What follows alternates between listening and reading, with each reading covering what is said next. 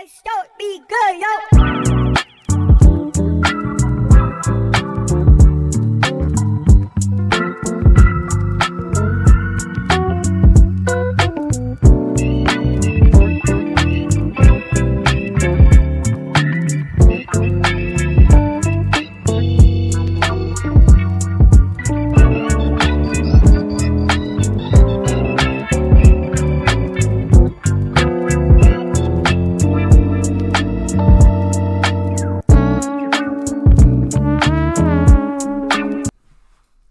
What's up, guys? This is the Bluebridge Podcast. I'm Deck. I'm DG.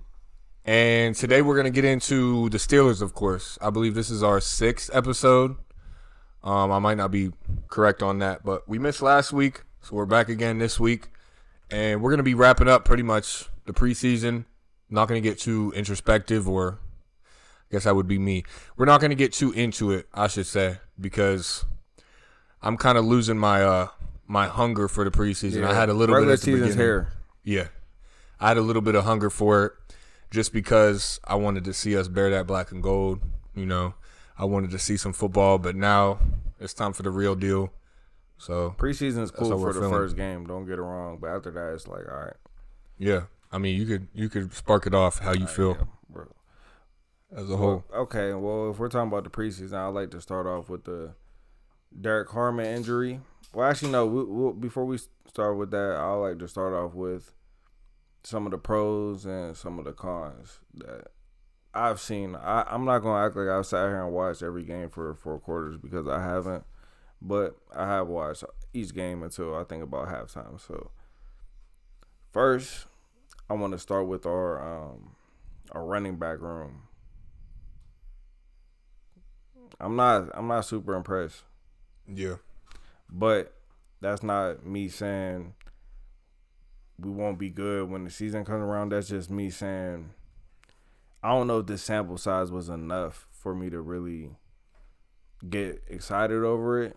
And I kind of think I expected Gainwell and Johnson to maybe get more wreckage throughout the preseason than what they did. But with the sample size we got, I wasn't like overly impressed.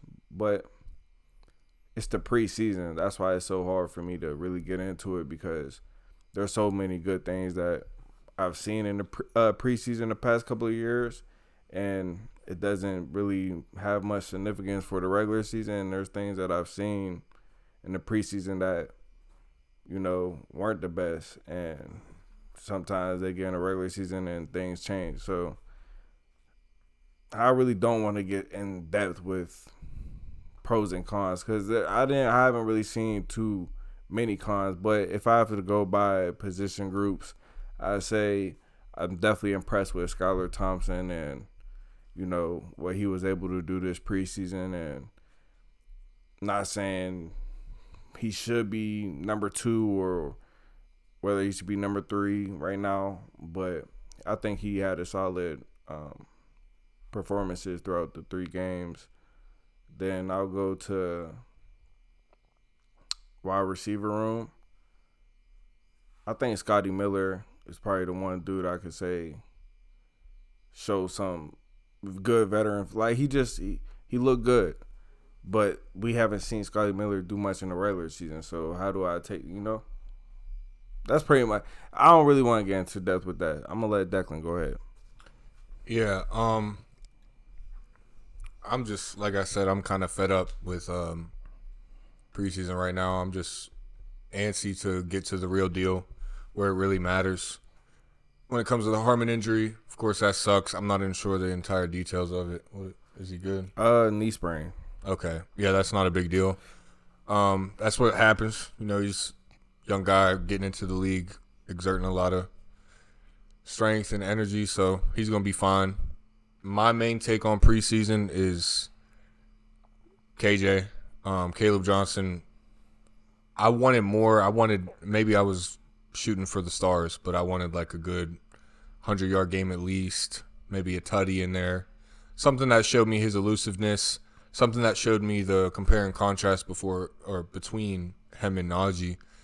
And right now it's just preseason, so I'm not jumping to a conclusion, but I'd rather have Najee back. in terms of what I've seen thus far.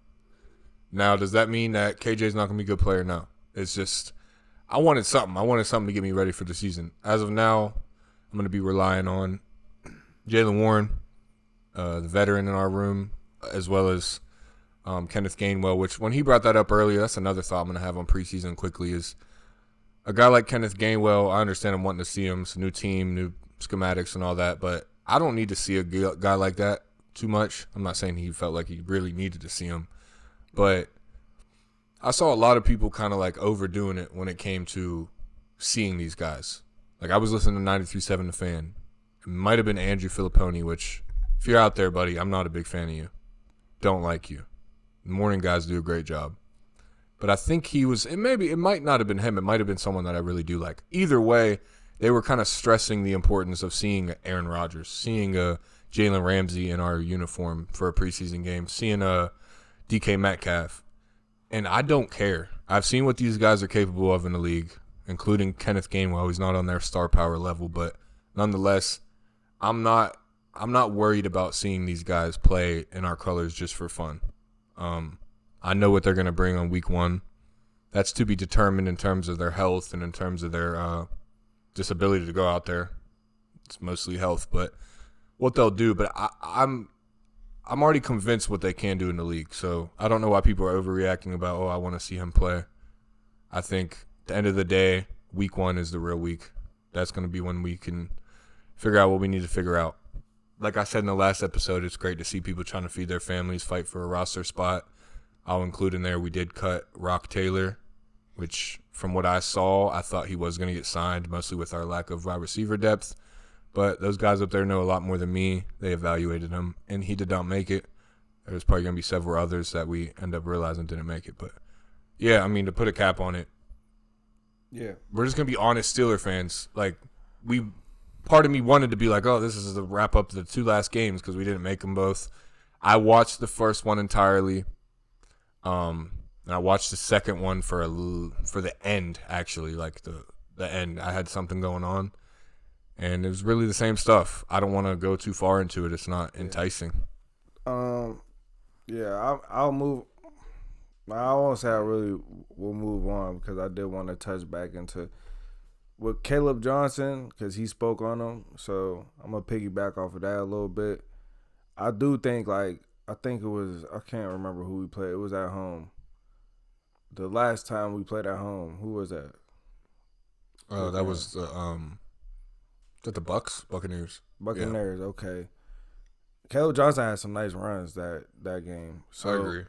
I mean, for me, like he said he wanted to see a 100-yard game. I don't feel like he got enough opportunities for him to have a 100-yard game. So that's a good point. But I did see some signs that I did like just his footwork, his patience and everything.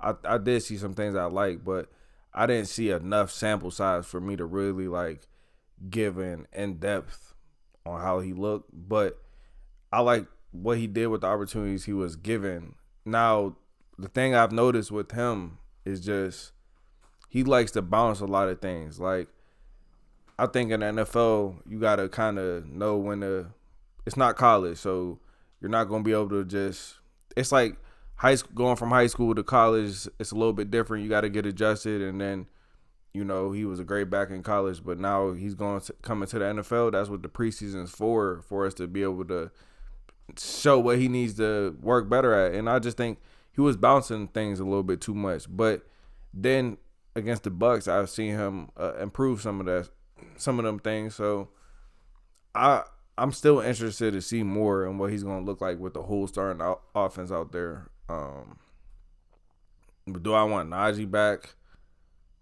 No, I think we've seen enough from Najee. That's like I can at least see what Caleb like. It's a difference. He has a different burst to him.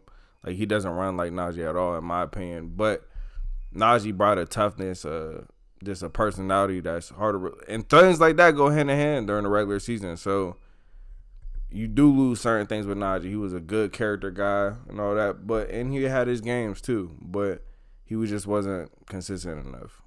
I'm starting. I don't know with Jaylen Warren. I'm kind of. I don't know. I just feel like Jaylen Warren's. I don't know if he's it.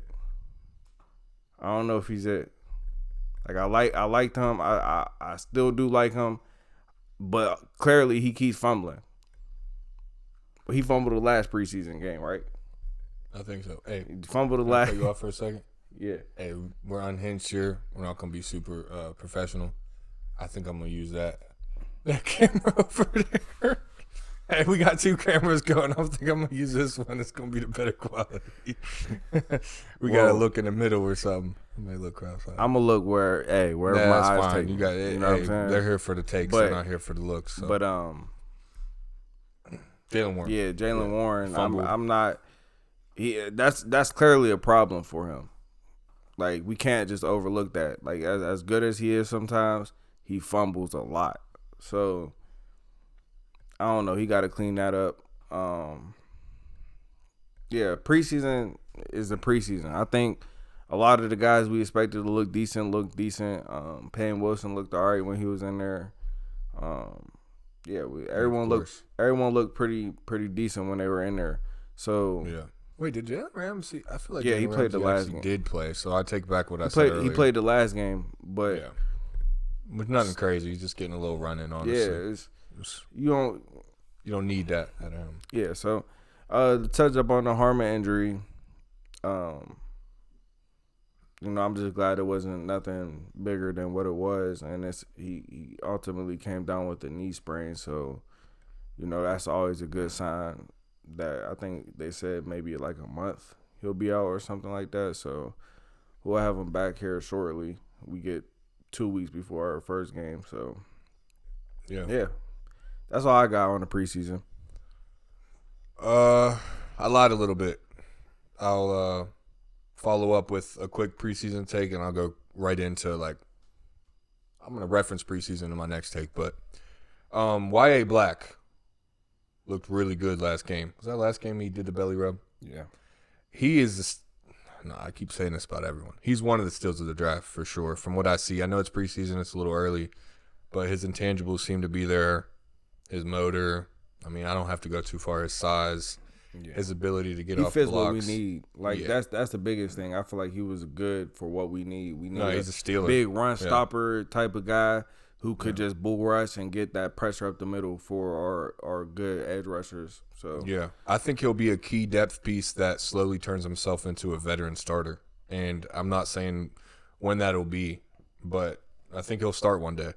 Mostly with the absence of Cam Hayward eventually, which we're not going to go into that whole spill. He ended up coming back out, doing his thing, whatever. Glad to have you on the team, Mr. Hayward. I'm not going to go too deep into that. But yeah, YA Black, shout out to him. I feel like from what I've seen, he might be one of the MVPs of preseason for us. Just because of I wouldn't say it was unexpected, but I'd say no, it's YA. Yeah, we have a fact check guy that doesn't know his facts. It is YA Black, because I was saying Yaya for a while, but it's not right. But yeah, so YA Black's probably the guy for me. I'm most enticed by him because I think me and DG had a bit of a disagreement earlier in the year. And neither of us are wrong or right, in my opinion, based on the fact that, it's unknown. But I feel like the D-line isn't as deep as it should be based on Cam being old. And, even with a Harmon injury like this, it shows you, although he hasn't played a real game in the black and gold, it's like, okay, what if Cam did leave? What if Harmon was out for the year? I know that's a lot of people to get hit with, your first rounder and your seasoned veteran. Ben. But still, who? Ben. Yeah. Actually, we're actually with you actually bringing up the fact that we still have the Marvin Leal. He also had a pretty good preseason when he was playing in there. I just don't think he'd be a 16-game I'm not saying that, but if we're talking about depth, yeah, depth-wise. If they were both gone, piece. Like if Hayward and Harmon were gone, yeah, who do we have? If Hayward and Harmon were gone, that's a. If you take anyone's top 2 D tackles, I think I agree, and that's kind of I'm overdoing it, but I'm just saying contractually, Hayward was flirting with the thought of holding out. Apparently, from comments. Well, I think we made that Harmon, take before if his injury was a deeper issue. We made that take before Hayward was trying to get a new contract and everything. So with the pieces we have, I would say we have we're deeper there than what was it? What was the comparison? I think linebacker. Like linebacker, I look at linebacker room. You got Peyton Wilson, you have Patrick Queen, and you have Holcomb. But beyond that, Peyton Wilson, Patrick Queen, Holcomb, and then I think Robinson. That's our disagreement. Mark Robinson. I think he's usable. I think he's gonna be somewhat of a contributor in terms of how we used Landon Roberts last year. We got a buddy over here actually that's a huge Landon Roberts fan, and I tried to stress to him his coverage was horrible, but he was a great old school football player. Love seeing him hit people. He was in command of the defense. Like I look at Mark Robinson, those are to me two different type of roles because there's a reason why Landon Roberts started is because of what his veteran presence that he brought to the linebacker room. Him, knowing what the offense is coming out, being able to diagnose offenses and things like that, and being the first guy to run to the ball. With Mark Robinson, I get the comparison and the play styles because they're both them hard hitters and they're both downhill linebackers. That's smart, yeah. Yeah, but that's a good point. There's things that he doesn't bring to the table, and that's what I look at when I talk about depth. Like I look at, you look at our outside linebacker room, and you look at the guys that are leading the young guys. You know what I mean? That's depth to me. And you look at the interior, you got Cam and you got Benton now who's in his third season. Or is it third or second?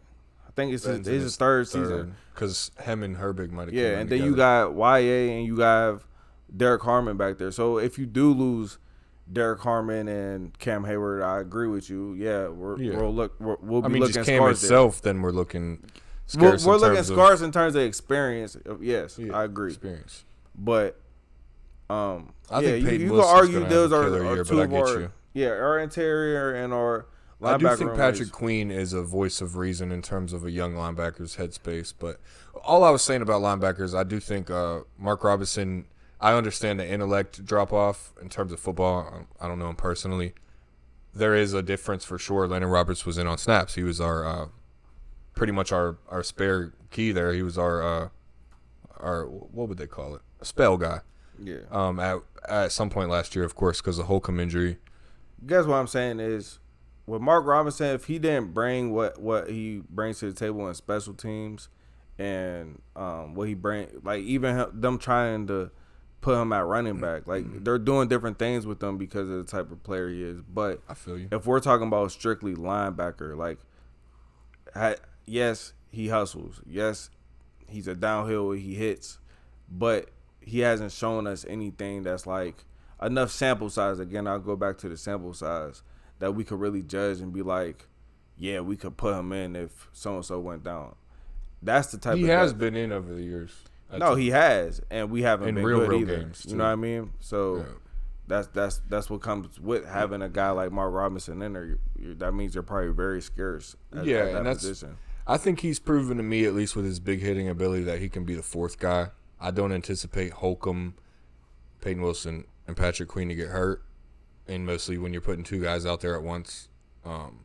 D-line, you're only putting three guys, not too different. All I'm going to say is Holcomb and Mark Robinson I want to be comfortable with, but I wouldn't lose my mind entirely as long as the rest of our defense is playing the way they should. And then you got Bruner. I think Carson Bruner. Is that his name? Carson Bruner we drafted. Mm-hmm. That I actually am kind of impressed with based on his college film. I think he did do a couple of things in the preseason.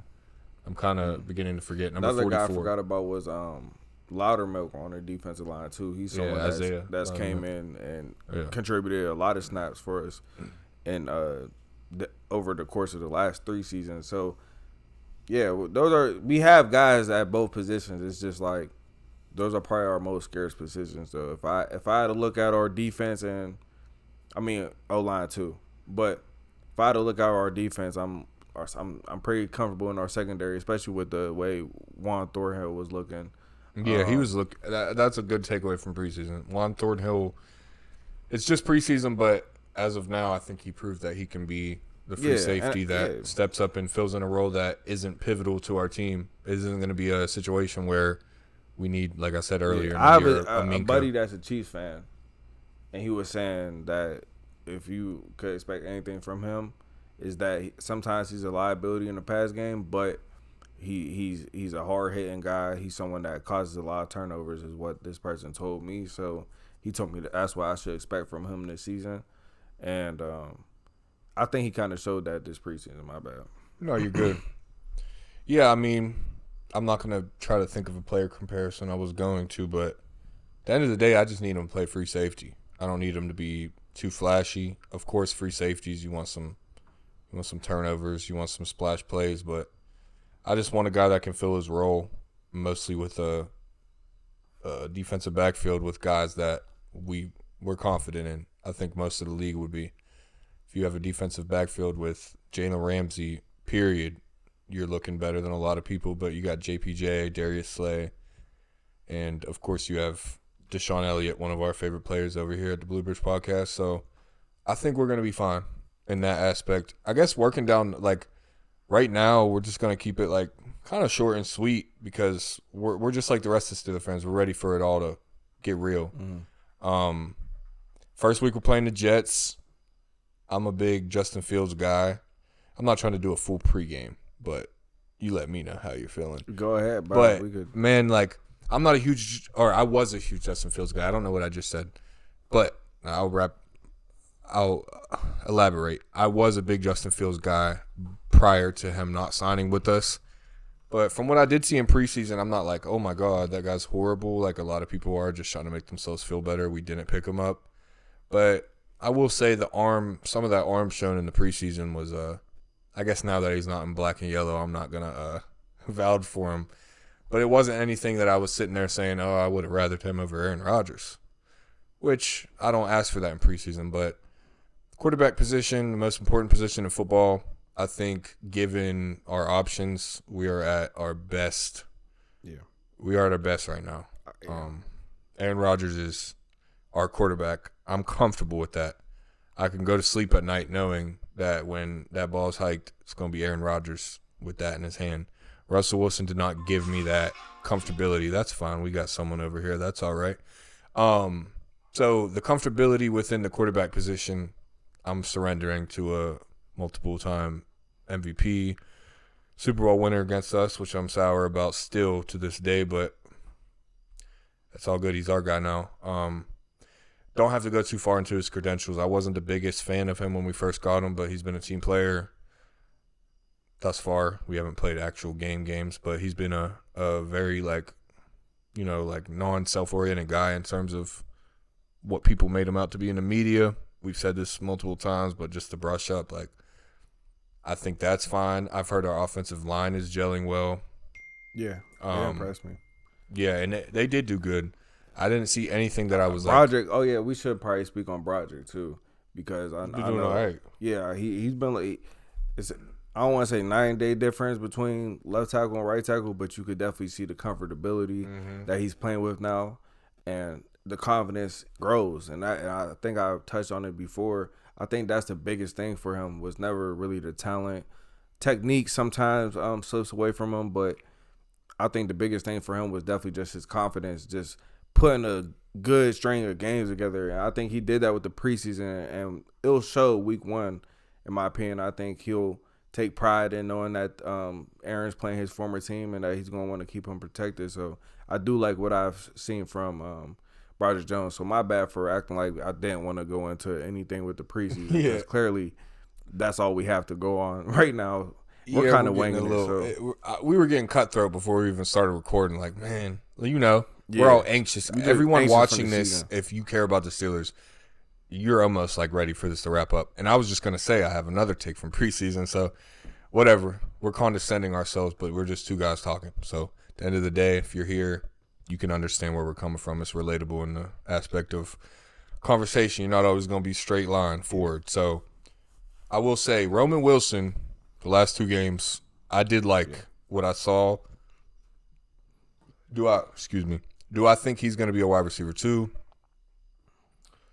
It's too early to tell. Somebody got to step up.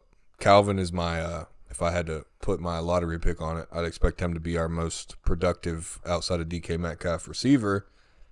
But I was going to go across all position groups. But right now, like, I don't want to even – I want to tread this lightly because I'm getting tired of this, like, oh, trade proposals, trade this and that. I will bring up the Terry McLaurin. Did we last episode? Yes, but we did, but it there's wasn't been an updated. Yeah. Which I can go or you can go. It don't matter. You can spark it off if you want. All right. So we offered. No, my apologies. The Washington. Commanders Yeah. had offered us Terry McLaurin in exchange for a second-round pick and tight end Pat Freiermuth, which.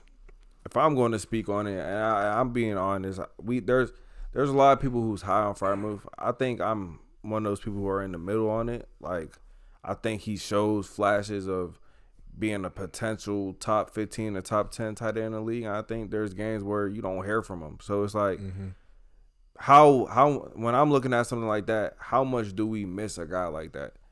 And what you have to take in consideration when thinking about that is, who else do we have in the tight end room? I look at Darnell Washington. I look at Jonnu Smith. I'm comfortable there. And that's with or without Pat Freiermuth. So if I'm the Pittsburgh Steelers, would I have done the trade? Absolutely. I think.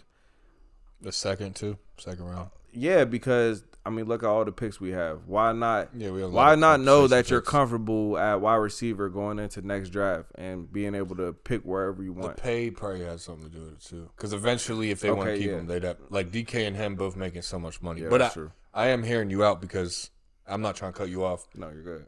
Big Pat Freiermuth fan here.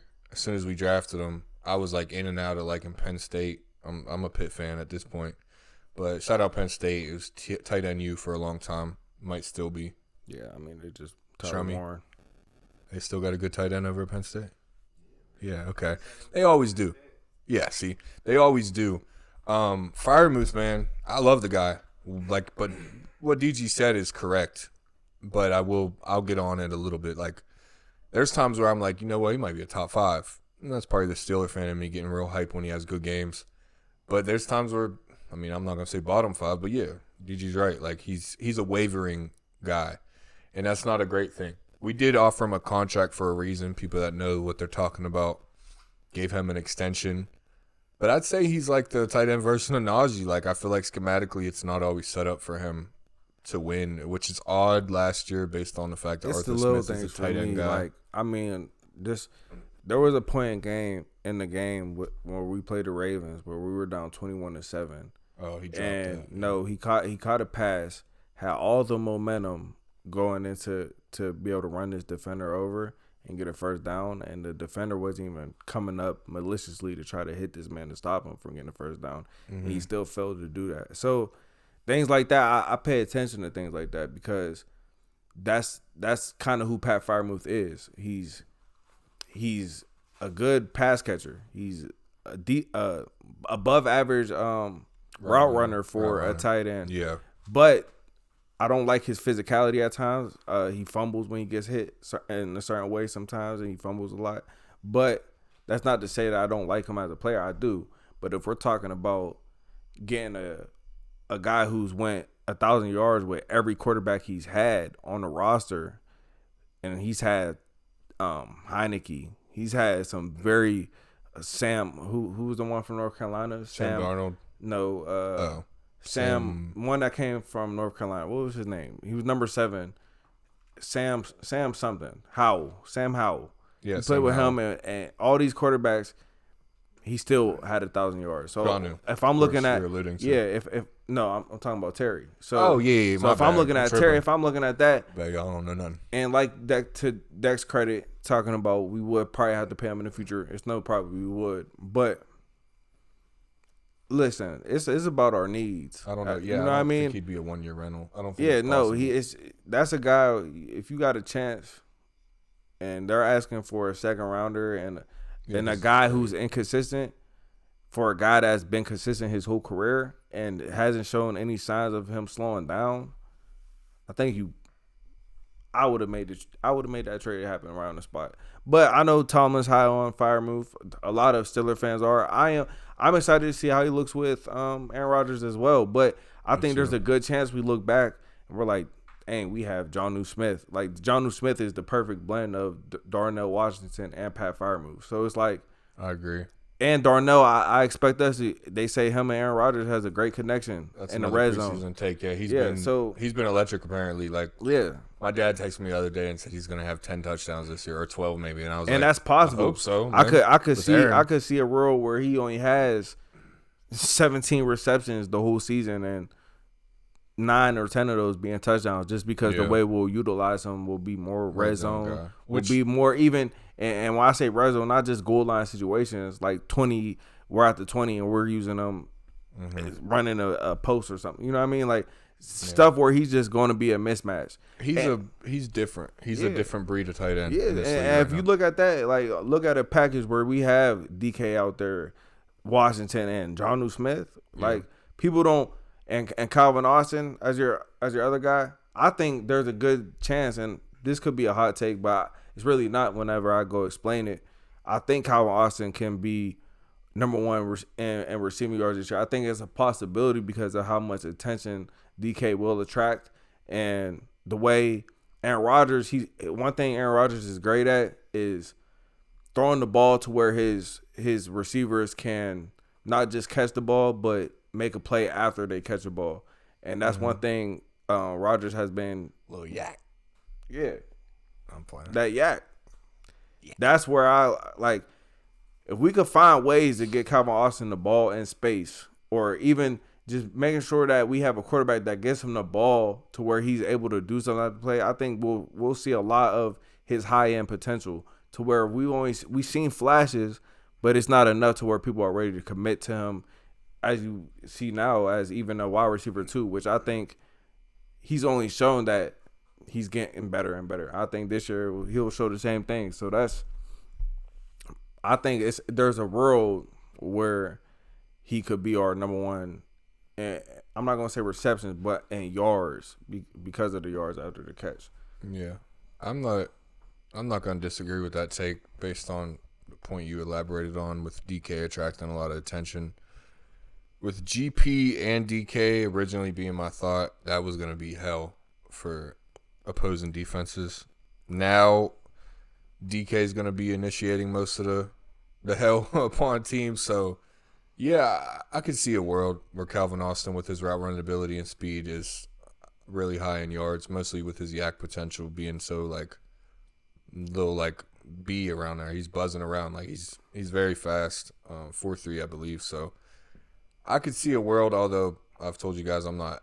That's who I put my money on to be wide receiver 2 at this point, but I'm not gonna sit here and say it's a definite. To get off of that, like back into Freiermuth, I agree entirely. Like sitting here thinking when D was talking, it's pretty much my take on Freiermuth. Like as a homer, we drafted him and all that. I love him. Like that's my guy, but realistically, I probably would have took up on a trade offer. Because I'm buying into the Steelers like I do every year, which is a dangerous thing. And I'm seeing them as this all-in team. You know, you got a one-year quarterback, multiple-time MVP guy. You got Jalen Ramsey probably getting some gray hairs on the beard soon to go see whatever he got going on. You got all these guys. Like, TJ's on his last contract with us, most likely. At least his last, like, major contract. Just, I don't need to go into it if you're watching this. You know this is an all-in team. This is a last chance team. Like, let's see what we can do this year. I'm not saying after this is a full drop-off, but it's definitely a different approach. It's going to be a younger guy, a younger quarterback. You know, we got a couple young position groups, but overall, we're going to need another receiver in some years, regardless if we do this. And I would have done it. I definitely would have done it.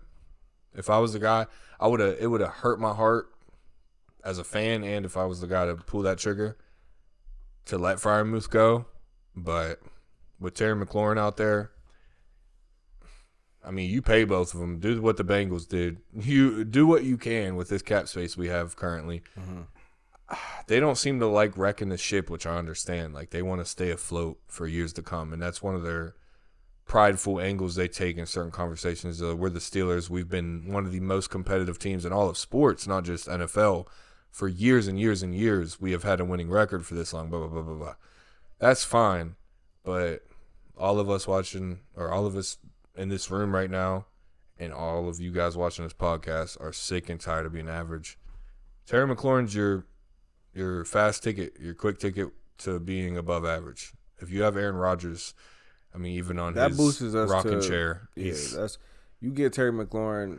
There's a lot of people that have us as, if not favorites, up there with the contenders for sure. I think people are still AFC.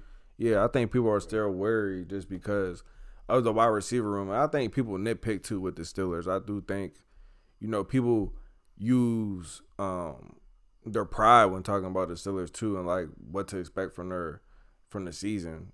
Because it's like people will tell you that we're gonna be worse than last year, but you look at everywhere on our roster, we've gotten better everywhere. So it's like, how do people say that, those type of things? But yeah, if we're talking about being able to contribute right now, obviously it's no question that Terry helps you do that. So yeah, but it didn't happen, and it was a pipe dream. Really. I mean, but you was never possible. know. You never know. It still is possible. So it's like, yeah. I've seen Alec Pierce.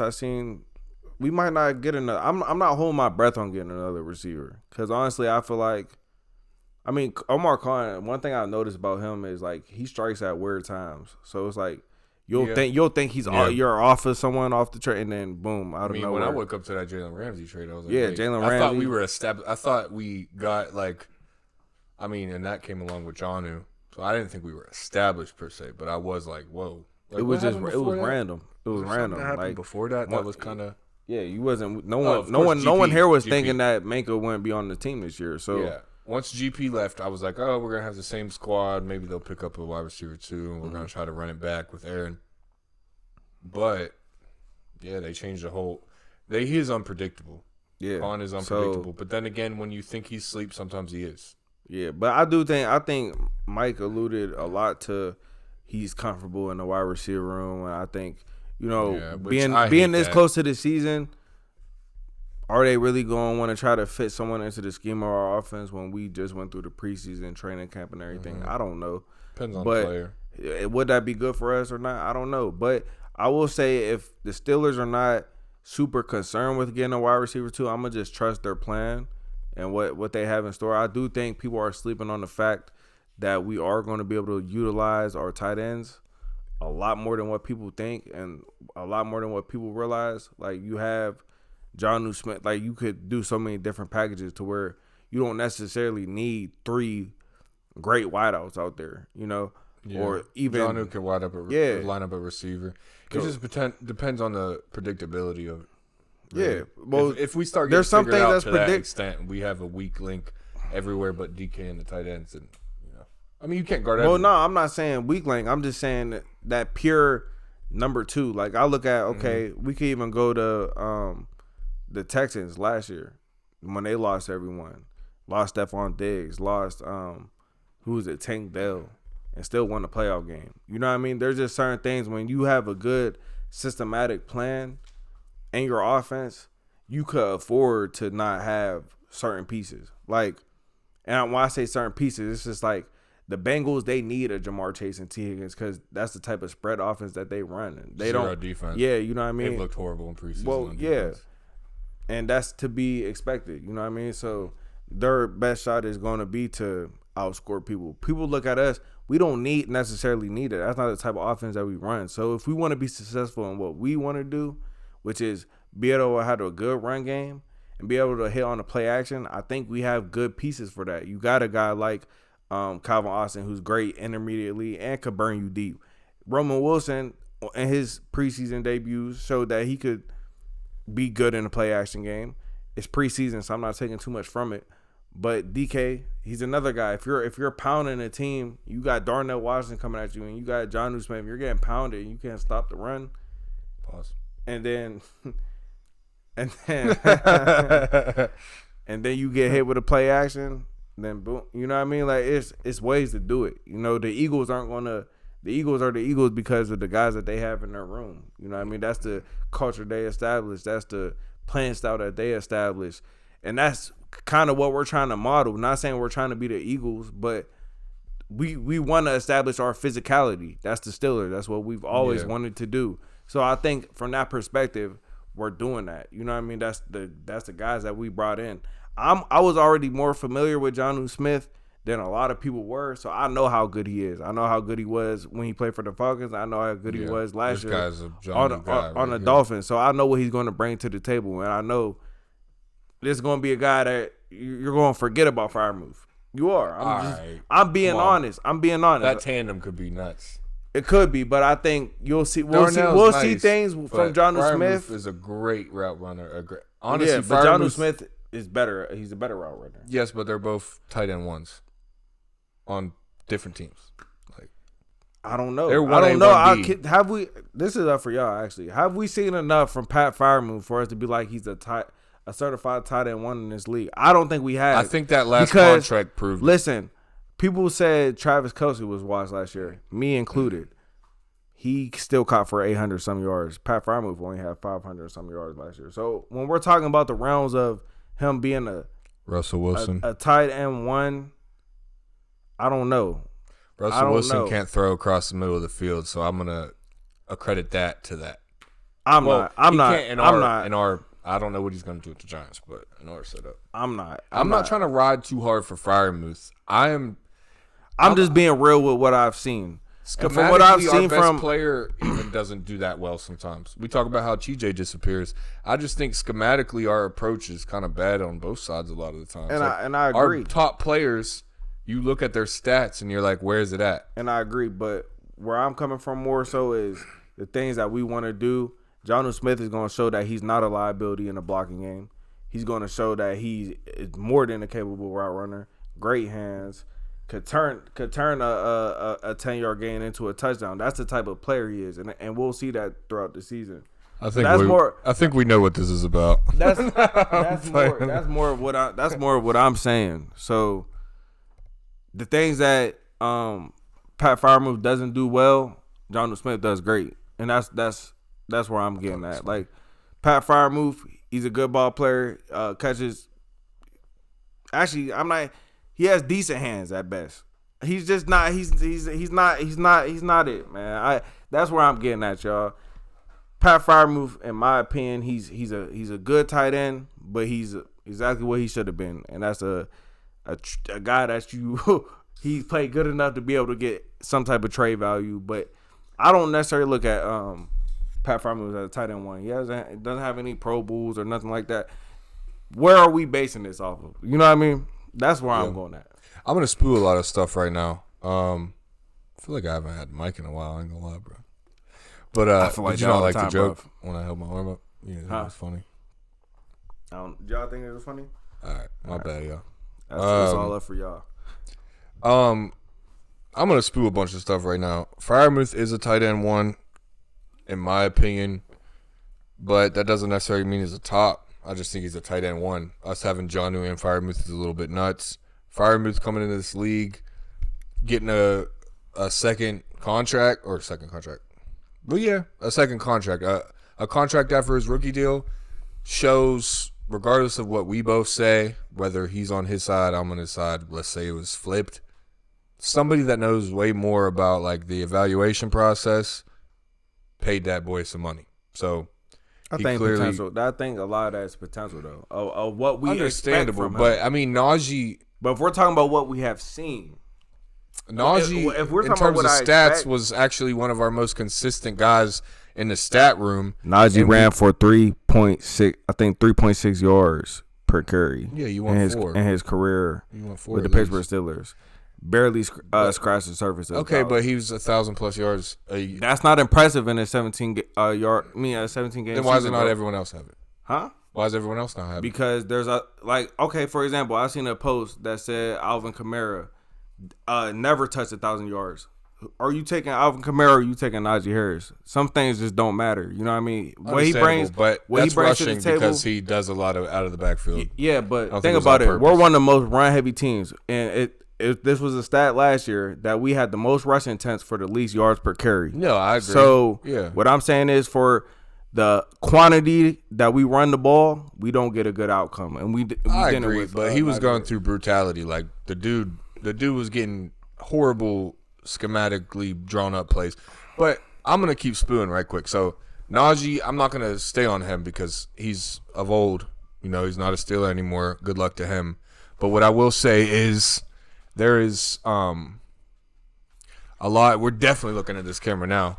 There is a lot of talk with the Freiermuth situation, like, oh, could we trade him? And I just think he's been good enough. And I get where D's coming from. His evaluation of Freiermuth's on point. I just think, you know, homegrown guy, like you kind of owe it to him a little bit to still have some faith based on the fact that, same as George Pickens, he hasn't had a quarterback since, and I'm not a big fan of Ben's last year. So what? That was Ben's last year. I just think a guy that can really find his tight end, like Aaron Rodgers, I think will. We got to give him another chance. But then again, Jonnu Smith probably is the better player. So to move off that a little bit, like, all. I don't know. I'm going to spew a little bit. I think I'm going to wrap it up quick enough only because, like, our defense is solidified. And, I mean, Luke Kuechly, one of my favorite players ever. You guys know who he is, middle linebacker for the Carolina Panthers. He said that we should be the top defense in the league. I agree with him. I don't even need to go into that. We see what our defensive line could bring. We see what our linebackers could bring. We see what our DBs could bring. And, I mean, you look at all the depth and stuff, we should be at least top 5, and we are often. But I think this year needs to be more splash involved and more takeover of the games. For that to occur, we've been covering a lot of offense. We're going to have to maintain ball. Yeah. We're going to have to – honestly, we're going to have to wear teams down. I don't necessarily care about, like, scoring the most points, but I definitely want to maintain possession for longer than we have. We've had a lot of punts throughout these years, like a lot. It's getting old. But I guess what I'm getting at, I'm going to kind of do a throwback. It's so off – not throwback, but kind of bringing up some older people. It's so off topic. Like, Freiermuth will never be Heath Miller. Like, and I'm trying to wake up to that fact in some ways. Like, we do chase the pass a little bit. Like, and this really has no essence to it, like no actual truth. Well, there's truth. No, like, context that's important to it, but, like, I'm kind of chasing players that we used to have, like, growing up watching. And that's the thing, you don't always get those guys. Heath Miller, he was a different style player than Freiermuth, but this is off topic. Same position, though. You know what I mean? No, different style, same position, better blocker, more reliable catcher of the football. There it is, bro. And that's the word right there when describing any player. Like, I'm not trying to cut into Pat Freiermuth. I told you, I think he is a good player. I think he's a good tight end. But when I look at reliability, when you look at in situations, is this person going to step up? We haven't seen that from Pat Freiermuth, and that's where I'm getting at. Like, I haven't seen a game where he's one of those players that just fly under the radar, and he makes. And that's right, he does. He makes enough good plays for us to be like, yo, like maybe if we get him into this situation or that situation, he has a better season. But you know what? Sometimes you just have players that contribute at all times, and you start to rely on them. I don't look at him in that way. When I looked at even Jaylen Warren, when he got his opportunities, we could rely on him a little bit more. He's shown that, you know, but he's fumbled a lot too. And I think you don't think anytime that Jaylen Warren got his number called that he didn't have a good game? I do. Did you say we could rely on Jaylen Warren more than what? Pat Freiermuth. No. I think so. I think he's shown that. We had him start and he's produced more than the starting running back. But Pat Freiermuth, you look at him. How can you say you could rely on him? Like, the man couldn't even get you a first down when you needed it. So all right, but the stats show he's the stats, average, the money, everything in the NFL shows that Pat Freiermuth is higher. I'm a facts guy. I'm more of a facts guy. I'm saying he's a higher ranked player than Jaylen Warren. Like, there's a reason I'm saying Jaylen Warren, he averages over 4 yards per carry. So that's when I say consistency. When Jaylen Warren gets the ball, he produces. When Pat Freiermuth, he never had any injuries throughout his career. Yeah, he has had a bunch of concussions. Okay, he has concussions, so he was probably out a week here and there. But my point is, when you your average gets lower the more you do something. Not always, but like no, For some people, it goes up more. I'm just saying, you get a handoff to a guy 20 times a game that's like a bowling ball like him. He gets to bounce around and do his thing, which he's great at it. You're going to see some good stats. Freiermuth is out there running routes with, at one point, Chase Claypool, George Pickens, Deontay Johnson. Throughout his career, he's had weapons around him. 4-stretch game where Najee went down, and he had 100 yards every one of those games. So when I look high on Jalen Warren a couple weeks ago. I'm still not. I'm still not. Well, you're anti-Pat right now a little bit. If you hear what I'm saying, I'm telling you who's more reliable. When Jalen Warren was put in the starting position, we was able to rely on him in the running game more than we were with Najee Harris. When I look at Pat Freiermuth, he's not someone you look at and you're like, this player is going to step up when we need him. We was looking at either Pickens for that role, or that's why we're still looking for a number 2 tight end. Because number 2 tight end, number 2 receiver. Because if Pat Freiermuth was what he was supposed to be, with what we all thought he was going to be up to this point, we wouldn't have got a guy like Jonnu Smith. We wouldn't have needed to. I was just about to say your first take that you like accidentally made was actually understandable. I mean, you could make the same case for Jalen Warren. We wouldn't have drafted Caleb Johnson. Listen, guys. 2021, 497 yards. Who? Pat Freiermuth. Okay. 2022, his best season was 732 yards. It's not bad. But Travis Kelce in his worst year just went for 800. Well, that's the best. 2023, he went for 308 yards, 2 touchdowns. And last season, he went for 653. All I'm saying is that I just think schematically he hasn't been favored. So, there are some people that make the system. That's where I'm getting at. Like, there are certain guys where you put them in a situation, go get the ball. With Gronk, go get the ball. You know what I'm saying? There are certain tight ends. Brock Bowers, as a rookie, came in and immediately had 1,000 yards. Does the Raiders have the best schematic system? No, they do not. So that's my point, is there's some players that make the system. Pat Freiermuth is not someone that I look at and I'm like, this person is going to take over the game. Nah, he ain't going to take over. Brock Bowers, I look at, he's someone that can take over the game. Sam Laporta could take over a game. Travis Kelce at his age could still take over a game. And that's where I'm getting at. It's not a Pat Freiermuth hate thing. It's just that Pat Freiermuth is not I just showed you, I just read out the stats to you. He has very average stats as a tight end. So yes, is he a tight end 1? Yes. But there's a reason why we brought in Jonnu Smith. There's a reason why we keep flirting with the idea of Darnell Washington, is because he has not been what we had expected him to be. And that's all I'm saying. Pinnacle tight end, like, I don't think he's the best. That's why I agreed with you so heavily earlier on your analysis of Pat Freiermuth. It's just more or less like when I think of Jalen Warren, but a guy that's not a every rep guy. There's a reason he hasn't been a starter in this league. And you look at a guy like Pat Freiermuth. Yeah, we just acquired Jonnu. Darnell's been coming along for some years, but at the end of the day, you look in at the tight end position, he's been one. You gotta look at number 1. And I agree with that. For a reason. But there's a reason why Warren was an undrafted free agent compared to a guy like Najee, who we got in the first round and expected everything out of. You're going to give that guy more opportunities. That's what it is. Mm-hmm. So the reason why Warren was even getting in there and doing what he does, because Najee wasn't doing what he was supposed to do. But you're not going to just get rid of the thought and the idea of your first round pick from a couple of seasons ago. He's still showing that, like I said, Najee has his gains where you're like, we're going to still flirt with the idea that this guy could be our franchise running back. So I think that's the reason why Jalen Warren's was limited. But when I look at Jalen Warren, there's the negatives to him is he fumbles. So if we're talking about reliability, out to the point I was going to make, is him and Pat Freiermuth both fumble the ball when they get hit sometimes. So Jalen. Yeah. So that's the one knock. But if we're talking about running the ball, if we're talking about reliability in that sense, I feel like there's opportunities where Jalen Warren got the same opportunities as Najee and made better of them, and we was kind of deflecting that on Najee, saying that he hasn't got the looks or the no. Najee just wasn't what he was supposed to be for us, and that's okay. Not every guy that you draft pans out, and that's kind of what I'm saying. I get you. I think takeover players and there's players. I think Jalen Warren just showed he showed that in games he could go for 100 yards, he could break a 70-yard run, and he's done it. With Pat Freiermuth, he's done. He's done good.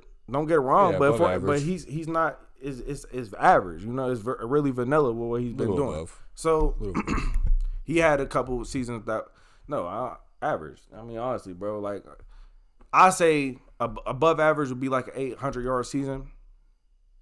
You know, but he never got one of those. So I think he's been playing average. I think Jonnu Smith, he just went to the Pro Bowl last year for playing tight end. So that's all I'm saying. That's why we're bringing in guys like that though, is because I feel you. Yeah, I mean, I can't. Freiermuth hasn't been what we wanted him to be. Entirely. What I will say is, honestly, not to even wrap this up, but just to put kind of like a bow on it with all this offensive talk, is we finally have a guy in the quarterback room that it's not going to be up to a rookie like Kenny to try to elevate these guys. It's going to be up to a guy that has seen versions of these players or these plays. He's a connoisseur. He knows the quarterback position as well as anyone. So this year will be the year that these guys that we are a little timid on and up in the air on get their prove it year, honestly, even Freiermuth, because I could sit here all day and disagree with D and say that I feel as if Najee and Freiermuth coming in the same year into a situation with Ben on his last year, which was about as useless as anyone, and following up with Kenny and GP as well being in that mix, these offensive weapons didn't get the best hit. And yeah, Najee's a running back, not a quarterback. But you got a guy like Lamar or someone, and of course that's a very high quarterback like rating. But I'm just saying a lot of attention goes elsewhere when you have multiple guys on your roster. And Najee, honestly, at one point was our key. Like there's points in time where George was nowhere to be found. As much as I love his talent, we had Kenny. Like there was, I remember the Baltimore game when Najee caught that pass and won the game. I think, yeah, that was Baltimore, and also Oakland, I think, on Christmas Day. Either way, I'm not trying to talk about Najee too much. It's just guys like Pat. I will say I don't remember a Pat game winner. I think there was one. Nonetheless, all I'm getting at is we have Aaron Rodgers in the building. I think all these offensive guys we're grading right now haven't had a chance with a good quarterback, and at the end of the day, they're the energy supplier. They distribute to everyone, not just the ball, just the tempo of the game, the attention that the defense gives to you. It's easier to shut a guy like Najee down when you don't have a guy that could RPO. I mean, we're in a modernized league. Yeah, Aaron Rodgers ain't RPO nothing, I know. I'm just saying Najee could look really good with a guy that is also a threat. Running. All right, well, we had Justin Fields last year, and Najee still looked average for like he was 6 games. But they weren't trusting him to kind of be that. But no, that's what he was doing. They weren't trusting him. We use him more as a running threat. So I mean, listen, I think how it's one of those things though. It's like how much strength do you give a person, or do you give a first round pick? Because I think I had this argument. Well, not an argument, but I had this conversation with another one of my buddies. A quality first rounder. But what I'll say is, what Najee was when he came out of college, we expected him to do the same things, be able to be great out of the backfield like he was in college. We expected him to do a lot of the explosive plays that he had in college. We expected that in the NFL. He didn't bring that to the table. We could talk about the schematic. We could talk about whatever we want to talk about, but he didn't bring that to the table compared to when we see Jaylen Warren. Are we going to say that for Jaylen Warren? Because I mean, he's running in the same system, but yet he was doing better with the opportunities he was given. So I feel like it's like, how are we judging this? Because I mean, bro, Jaylen Warren, Najee Harris, Freiermuth are all flash guys to me right now. I'll agree with you on that. They make good play. Like flash. They're good. They're good players. Yeah, it's on and off. Yeah, it's on and off. Jaylen Warren's in that same category. It's more off than on, but the sample size for Jaylen Warren is less than what we've seen from Najee and what we've seen from Fireman. But yeah, because what little starters he's gotten, he's done better. Exactly, and that's His my name point. Is still a household we've name, never seen Jaylen Warren. He's undrafted. Yeah. I love Jaylen Warren. We've never seen Jaylen Warren in the RB1 position, so that's why I'm getting at. I'm just talking about the opportunities. I feel you. We're talking about opportunities. What Jaylen Warren was given, he has contributed when he started. He has had 100-yard games, and then Najee come back and go for 50. You know what I mean? I will say, Freiermuth, my last assessment of Freiermuth will be this year. This is a prove-it year for him, too. Regardless if it's contractual. If you have a guy like Aaron Rodgers that can find you, and I don't care who's in the tight end position with tight end room with you, D is right. when you're getting that many people in there, like a guy like Jonnu, then there's something the team's thinking of that you're not doing quite right. If you have Kelsey on your team, you're not getting Jonnu Smith on, even at his age. Well, actually, I might think that would be the only reason why you would get him. Yeah, you know what I mean. So, but Pat Freiermuth is young, so it's like, jinx. but that's all I'm trying to say. Like Pat Freiermuth, if you ever come across our podcast, I'm not saying you're a bad football player. What I'm saying is, you're not what we've expected you to be up to this point. Yes, you've shown flashes, but I'm not ready. I can't put you as a top anything tight end yet because it's not consistent enough. But that's what we play the season for. We'll see what you bring into this year. But with that being said, I'm not necessarily high on Jaylen Warren. I'm just saying Jaylen Warren has shown us good things when he's gotten the opportunity, but he's also shown that he's prone to the fumble. He's prone to giving up the ball up, and that's important. That comes back to the term reliability. Like, can we rely on you when we need to just run out this clock and get a first down, and defense knows you're running the ball, but we need you to, at the very least, not to fumble the ball. Can you do that for us? Pat Freiermuth, can you get us a first down when we need it, when you have all the momentum? And yes, I'm still stuck on that play because that's a play that no one's going to talk about because we got blown out if you look at it. But when you're trying to make a comeback in the game, you're down 21-7 and you're telling me you got to run over a DB in order to keep the chains going, and you get stalled up by a guy who wasn't, like I said, wasn't coming with malicious intent. I do take that into consideration because there's a lot of other tight ends who have been put in that situation and either would have made the guy miss or at the very least they would have got another foot for the first down when you're that big. I'm sorry. Like, that to me was super soft. Like, no, I feel you. And that's me getting my emotions more than anything, but I'm being real about it. Things like that, I look at, man, you got Darnell. If you put Darnell Washington in that situation, he was getting that first down. There's reasons why we hold on to the hope of guys like Darnell Washington is because we haven't seen what we wanted to really see from guys like Pat Freiermuth. That's a good point. I can't even argue with that. I'm not even trying to wrap this up like that, but I feel like we're about to. Yeah, it's pretty much over. But I do get where you're coming from. When you know, if your girl's cheating on you, there's something you're missing. Nah, not always, guys. I'm just playing. But I'm not going to make that analogy. But, yeah, that's a really good point. We wouldn't be searching within the league at all at any of these positions if we had what we wanted, you know? Right. Kenny Pickett was good. We wouldn't be caring about Russell. Mm-hmm. Nobody. It's a good point. I really do you're like that saying point. You want more. It depends on the position, of course, because, I mean, you got a guy like Minka. You're downgrading. I mean, I think, honestly, we went from Minka to Jalen, although it's different positions. The corner is more of a big, you know, a priority for us mostly in the past years. I'm not even going to get into it. Pretty much going to wrap it up there, but I do like that point when it comes to you're not going to keep searching for something you already found. I mean, you know, so that's a really good point. I think the homer in me kind of, I really do like Najee and Freiermuth, so I stick up for them. I do too, but you know what? They didn't give us when it comes to the evaluation. I have to be. I was one of those people too. Listen, this is my first year being anti, you know, a lot of things. So that's just me just waking up and being like, you know, I'm still asleep. I got to be real. I got to be real with what my eyes have witnessed these past few years. I have to be real with it, you know. And if I'm being real, I see why Najee got traded. It wasn't a big, like, I wasn't surprised by it. Yeah, there was part of me I was like, damn, I wish he could have figured it out here.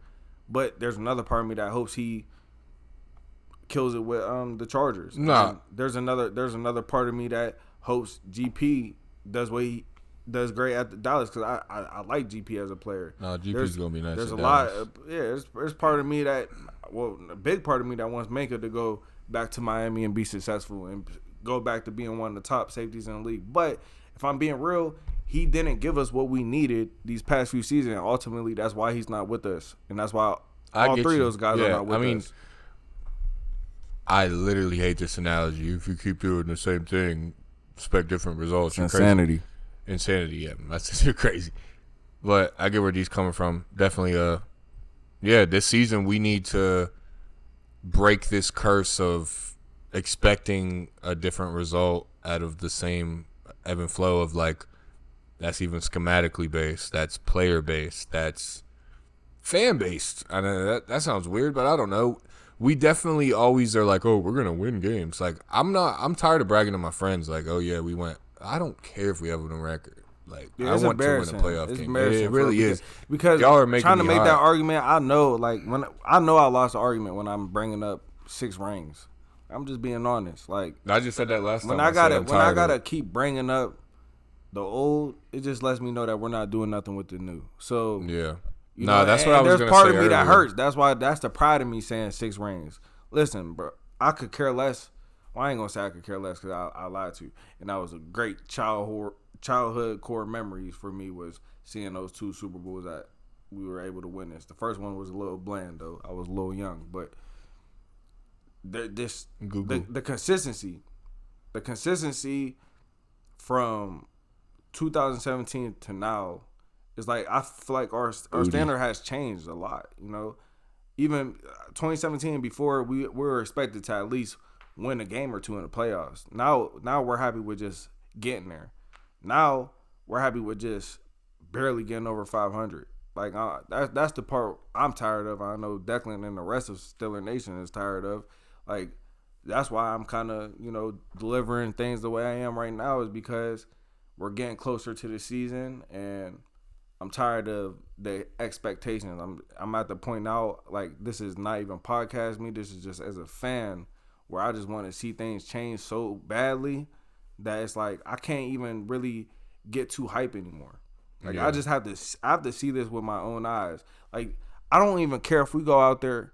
I do a little bit. Let me not lie. But if we was to go out there and lose to the Jets, but look good, I would take that over us squeezing by and looking bad and everything's looking like how it did the past couple of seasons. And our defense has to save us, and we didn't look good on offense, and we was going 3-0, and we just squeezed out one of these Boswell type of games, and we won. I would be happy we won, but I would after the game I wouldn't feel good about it. I'd be like, dang, we're going to be in the same situation where we're barely, we're beating the bad teams with field goals, but we're not going to be able to compete with Baltimore. We're not going to be able to compete with the Chiefs or the Bills or the Bengals when it really comes down to it. That's what I don't want to feel. I want to leave week 1 feeling like, hey, man, like we had great continuity through special teams, the defense, and our offense. We look solid on all phases of the game, and we look like we could compete. I'm not going to take anything too crazily from week 1, but that's what I'm saying. I want to feel good after I watch a Steelers game. And I haven't felt that since the Killer Bees, if I'm being honest, like to actually feel like we had a chance. Yeah.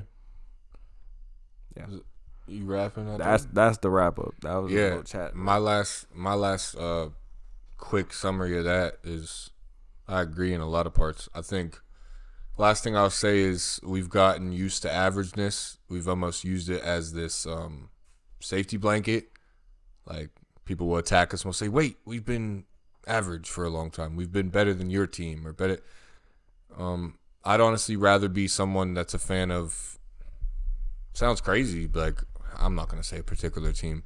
Just a team that was down for a while. Commanders. You can use them as an example. I bet Commanders fans are feeling great right now, that knowing that they have their franchise quarterback and they've been bad for all these years. Yeah. They're looking at it where it's like we could contend.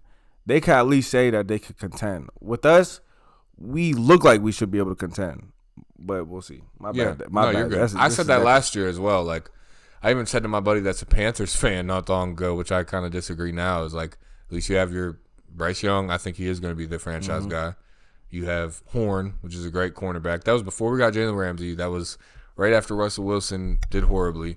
But yeah, what I'm getting at is the team promise is always to be average. This year, the all-in approach hasn't necessarily been – it hasn't been a verbal promise per se, but I do think that Tomlin has alluded to like this is a full go, which it is every year. But right now, it's with these new acquisitions, it's looking like it's a bigger deal than it Big has been sense in of the past. urgency. Yeah, there's a huge sense of urgency, which there should be. I mean, after every season we don't win a playoff game, sucks. I mean, it's at this point I'm losing hope in a lot of ways. So what I will say is I'm tired of being average, but I'm also at some points I'm like, oh, I'd rather be below.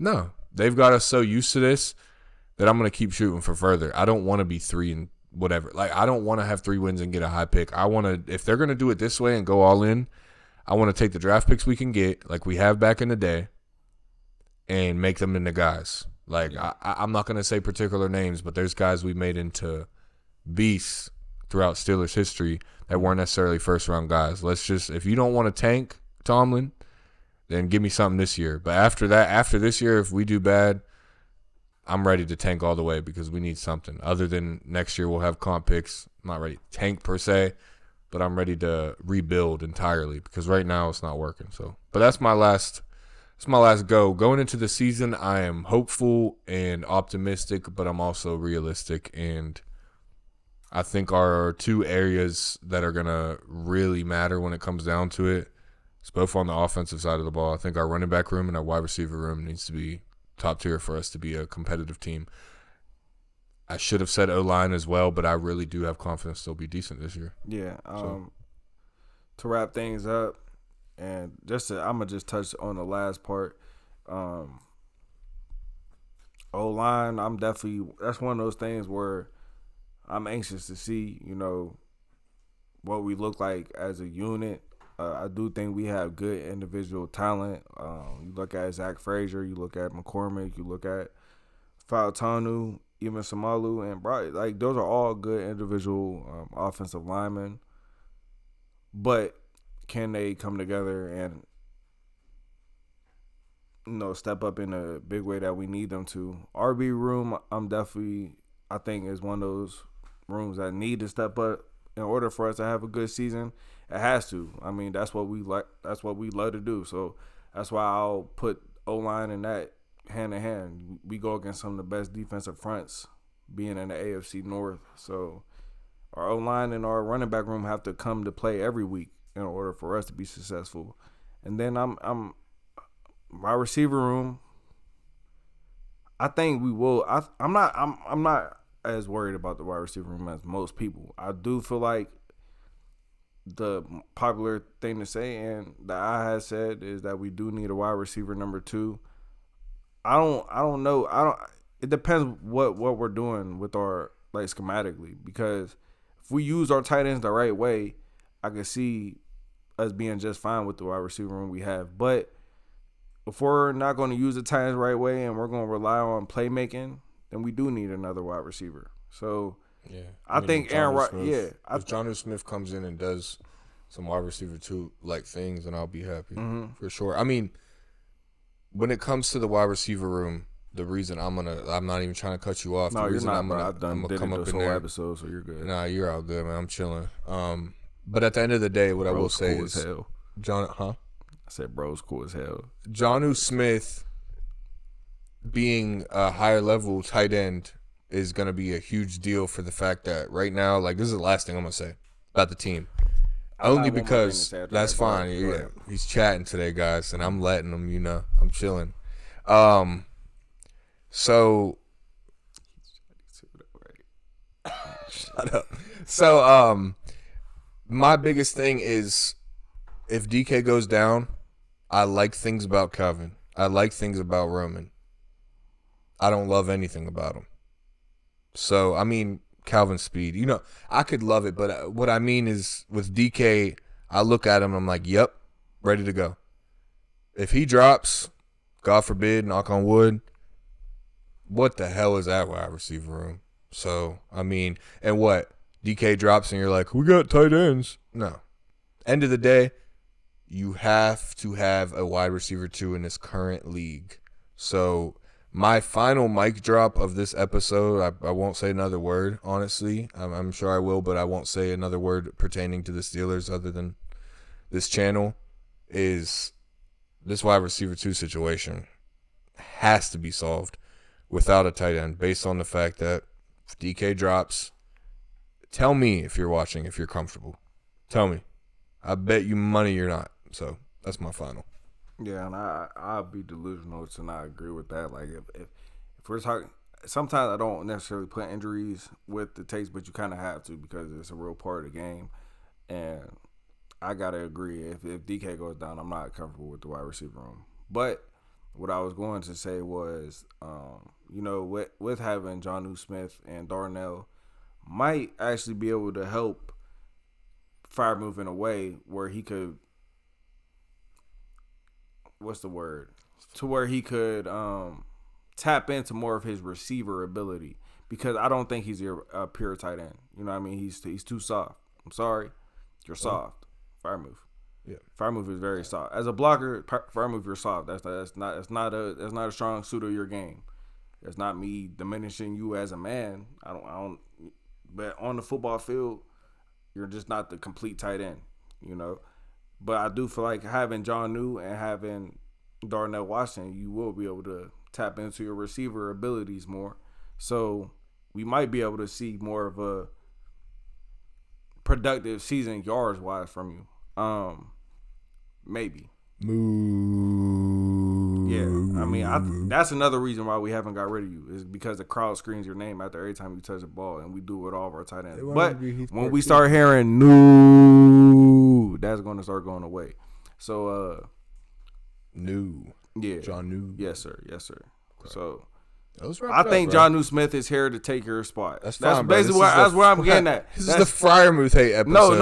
No. I'm just being real. I'm being real. That's Freiermuth, cool, dude. if you're listening to We're me. just shitting on Pat this episode. I'm not. Pat. Love you, Pat. Also, Jonnu, I love you too. Pat. I love your game, but he's not familiar with your game yet, Jonnu, so he doesn't understand. Nah, bro. But what I'll say, he's a Pro Bowler last year. What I'll say is this: Darnell, honestly, there's a reason why we got Jonnu Smith. Darnell is steady Eddie. We'll keep Darnell for a little while because of the things that he brings to the table. I think he's my favorite tight end because he is the X factor possibility.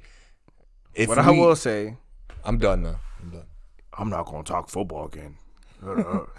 But what I will say, been talking all of it. What I will say is this. What I will say is this, y'all. Pat Freiermuth. Listen. All right. Listen, Pat. Wrap up the hate. Listen, this ain't hate. This is me being honest. We brought Jonnu Smith in to take your spot. We don't need 3 tight ends, sir.